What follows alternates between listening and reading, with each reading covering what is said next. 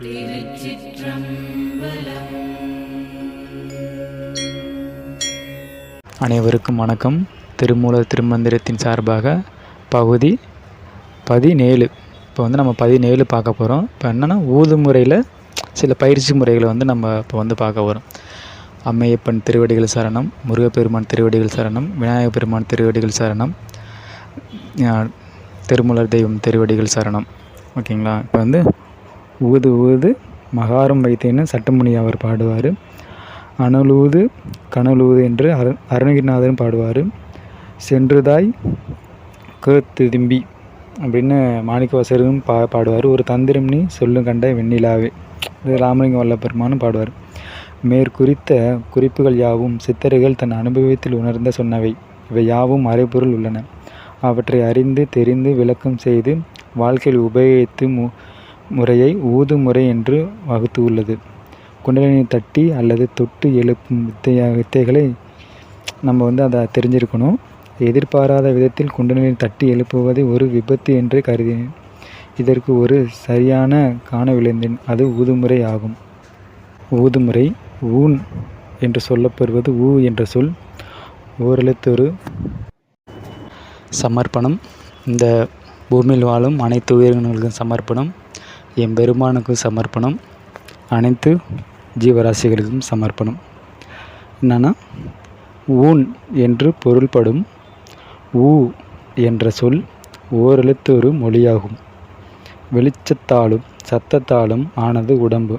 மூச்சுக்காற்றுடன் இவற்றை கலக்க செய்யும் ஒரு உத்திக்கு பெயர் ஊது முறை. என்னன்னா மூச்சுக்காற்றுடன், அதாவது வெளிச்சத்தாலும் சத்தத்தாலும் ஆனது உடம்பு. மூச்சு காற்றுடன் இவற்றை கலக்கச் செய்வது. எதை கலக்கணும்னா வெளிச்சத்தையும் சத்தத்தையும் கலக்கணும். அது எதனால் கலக்கணும்னா மூச்சு காற்று. அது பேர் தான் ஊதுமுறை. பயிர்கள் உயிர்கள் ஆவன வெளிச்சத்தையும் சத்தத்தையும் நேரடியாகவே ஈர்க்கின்றன. அந்த வழியில் மூச்சுடன் சத்தத்தையும் எண்ணத்தையும் மனக்கண் மூலம் செலுத்துகையில் அதை உடல் உவந்து ஈர்த்து உடல் வளர்ச்சிதைவுக்கும் இயற்கைக்கும் உதவுகிறது. அப்படி ஈர்க்கும்போது அது நேர் எதிர் மின்காந்த அதிர்வுகளை தேகத்தில் உண்டாக்குகிறது. அது புரத அமினோ அமில சக்தியுடன் குண்டலினித்து பரத்துடன் உடலை ஒத்திசைய செய்கிறது. இம்முறை மூலம் இயற்கையின் ஊட்டத்தை உடல் நேரடியாகவே பெறுகிறது. அது உடலுக்கு மருந்தாகிறது. அதனால் உடலுக்கு பல நன்மைகள் ஏற்படுகின்றன. இவ்வாறென்று இங்கு யாம் ஊதுமுறை அறிமுகம் செய்கிறோம். ஓகேங்களா? அடுத்து செல்வ தீட்சை. ஆன்மீக முன்னேற்றத்துக்கு முதல் படி தீட்சையாகும். இங்கே தீண்டுதல் என்பது மனது கண்ணுள்ளே மாசை பயிற்சிகளின் மூலம் போக்கும் வழிமுறை ஆகும். நினைந்து சுகத்துக்களை கடந்து தெரியும் மனித வாழ்க்கையில் ஒவ்வொரு நினைவும் எண்ணப்பதிவுகளாகவே நீரோ செயல்களில் மனித மூளையின் பதிவாக நிரப்பப்படுகிறது. இப்பதிவை பொறுத்தே பக்குவம் நாம் எதை நம் மூளையில் பதிக்கின்றோமோ அதுவே திரும்ப கடந்த கால நினைவுகளை நினைவுறுத்துகிறது. எதிர்கால கற்பனையிலும் கனவுகளிலும் மனித மூளை உள்ள நியூரான்கள் நிறைந்து வீணாகின்றன. இப்படி தேவையற்ற எண்ணங்கள் நியூரான்களில் நிரப்பி வழியாவதால் மனம் மாசு அடைகிறது. அது மனதை அலைக்கழிக்கிறது. இது தேவையற்ற எண்ணங்களையும் பயபீதிகளையும் உண்டாக்குகிறது. இத்துடன் துன்பங்களை தொலைக்க ஒரே வழி என்னன்னா நியூரான்களில் நல்ல பதிவை உண்டாக்க வேண்டும். அதற்கான அடிப்படை பயிற்சி செல்வ தீட்சை பயிற்சி ஆகும். அருளும் பொருளும் தியானத்திற்கும் தீட்சையும் அடிப்படை. தீட்சை என்பது ஆன்மீக வழியில் முன்னேற்றத்துக்கு கொடுக்கப்படும் முதற்படி ஆகும். தீட்சையை பெறுவதால் சாதகன் வாழ்க்கையில் திசை நன்வழிக்கு உருமாற்றம் அடைகிறது. உருமாறி நல்வழியை அடைகிறான். இது அறியாமையில் இருக்கும் சாதகன் அறிவை வளர்த்து கொள்ள முற்றறிவில் முழு ஞானத்தை கொண்டு சேர்க்கும். இதைத் தொடர்ந்து ஊதும் முறை தியான உத்திகள் துவானா 2 தசம்னா 10 அந்தாந்தம்னா கொண்ட முடிவு என்னும் படிநிலைகளை ஏற செய்தலாவது ஆன்மீக மேல்நிலைகளை காட்டும்.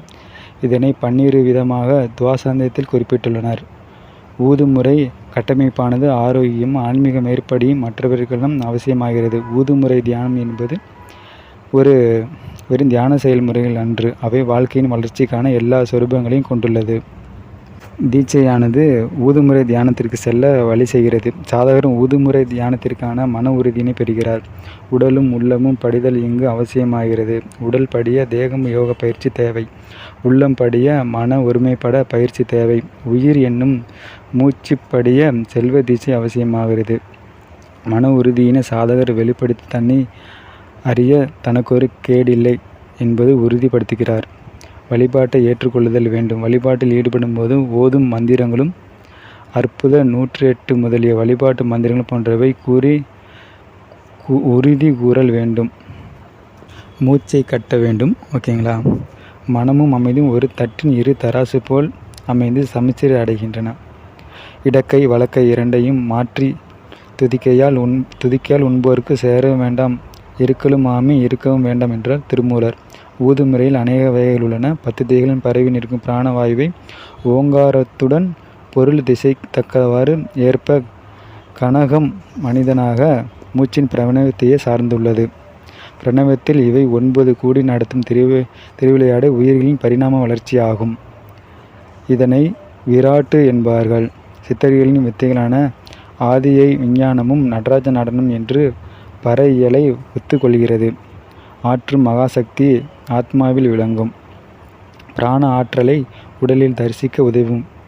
சரீரத்துடன் சம்பந்தப்பட்டு நிற்கும் சுவாசம் ஆகும். அதற்கு ஆன்மாவிற்கு நெருங்கிய சம்பந்தம் உண்டு. தியானத்தின் மூலம் உள்ளொளி சுவாசத்தை தன்னையும் பிரபஞ்சத்தையும் இணைக்கும் ஏற்பாட்டை ஊதுமுறை செய்கிறது. இவ்வாறு பிரபஞ்ச தொடர்பை ஏற்படுத்தி கொண்டால் உடலுக்கும் அழிவில்லையாகும். ஒளியும் ஒருநிலைப்பட்டு ஒளி பொருந்தியதாகிவிடும். உடல் உருமாற்றம் பெற்று பிரணவ தேகமாகும். அடுத்து ஒளியாகவே மாறிவிடும். பல லட்சம் வருடங்கள் கழித்துதான் பூமியில் ஆழத்தில் கிடக்கும் கரி வைரம் ஆவது போல் 12 வருடங்கள் தவமாக இருப்பவர்களுக்கு இது கைகூடும். அப்படி ஒளி உடம்பு பெற்ற சித்தர்கள் இன்றும் நம்மிடையே சத்தங்களாக, அதாவது அசரீரர்களாகவும், வெளிச்சம் பரத்திலும் வெளிச்சமாகவும் யுகத்தில் இருந்து ஞான ஒளியுடைமை பெற பாடுபடுபவர்களுக்கு உதவுகிறார்கள். இதற்கு சாட்சியாக வள்ளல் பெருமான் 6ஆம் திருமுறையில் பெருவிண்ணப்பத்தின் மூலம் சத்தியம் செய்து கூறுகிறார். சுவாசமுறை. ஊதுமுறை சில பயிற்சிகளில் நம்ம ஒரு முன்னோட்டமாக சிலது பார்த்துருக்கோம். நம்ம அடுத்தபடியாக நம்ம மீண்டும் சந்திப்போம். நன்றி, வணக்கம். இது வாசி முன்னோட்டத்தில் வரும். நன்றி, வணக்கம். திருச்சிற்றம்பலம், தில்லையம்பலம். ஓம் நமச்சிவாய, ஓம் நமச்சிவாய, ஓம் நமச்சிவாய.